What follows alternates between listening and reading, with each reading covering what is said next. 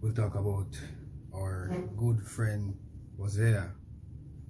Um, in the good book, we were told about Hosea, and specifically, one of the few named characters for a female in the Bible, his quote unquote promiscuous wife. Some people say she was a prostitute, depending on the translation or depending on where you're reading from. It gives an impression that she was a prostitute. This can be before, or, well, we've seen a case where she left Hosea and go back to promiscuity in some regard.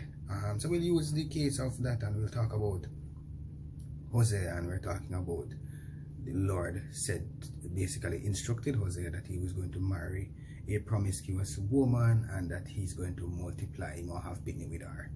And what was interesting to me is the names of the children, though I didn't get the full interpretation of the first child. They had the first child together, and it was Jazreel, and then the second child was Lo Ruham.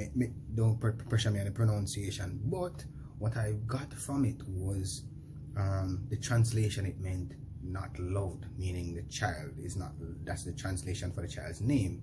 The Bible alludes to the fact of the child's name to say, Israel is no longer loved by the Lord, and basically take away love from them.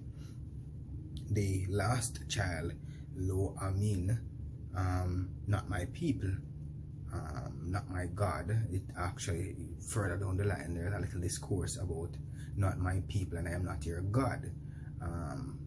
Them name stand out to me and the whole Hosea story itself. Cause I remember, Hosea was, to my knowledge, a prophet, a good upstanding person based on my knowledge, based on my readings. If it is that in a present day, today's day, 2022, today is the 10th of August, 2022, and if somebody come to me and tell me, say the Lord said to me, say to them, say if you tell me, say I am going to marry one of them back road girl there, one of them, Ruthven Road there, one of them, one of them road girl there. Would I say a joke I make to me, man? Wrong news, wrong person, wrong message, wrong everything me I gotta say to you, because me a decent upstanding citizen, me a decent upstanding person. Generally I'm altruistic, I am good, I am God fearing, I am a Christian, me the whole works, so me not gonna expect say Father go look on one good servant like me and tell me if you go take up one of them back road girl that we basically would have gone more numbers than what me can count in terms of the statistics. You understand? So it's kind of rough. But the man that Hosea was, what did he do?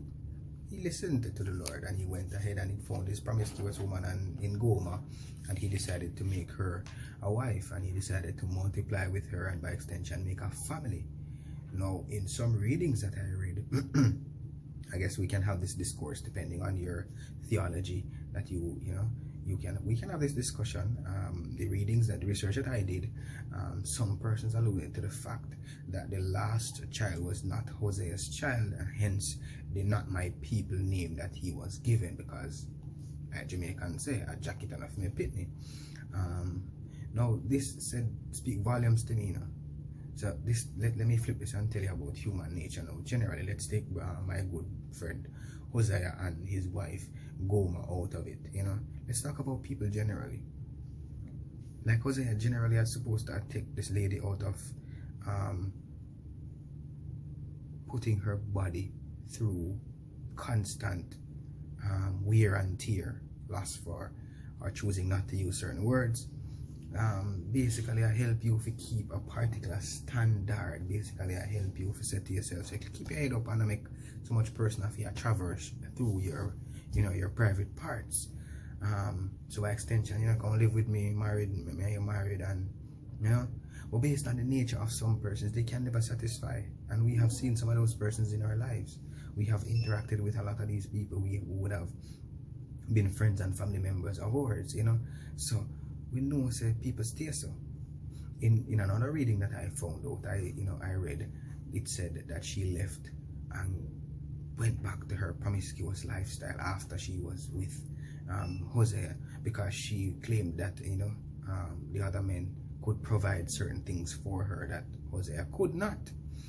Now, as I say again, we flip this back to present, we are talking about people and greed, and we are talking about people who have an insatiable appetite for the materialistic values of life. They are not focused on certain things. Religion is one such thing. She was not. She was more wanting her needs to be satisfied along the values lines. There are people along that who worship material things as opposed to the relations that they have with people. There are people out there that really value materialistic things than even a friendship, than even a relationship. Seriously. They'll sell you out for less than 3. They'll even take less than what Judas took.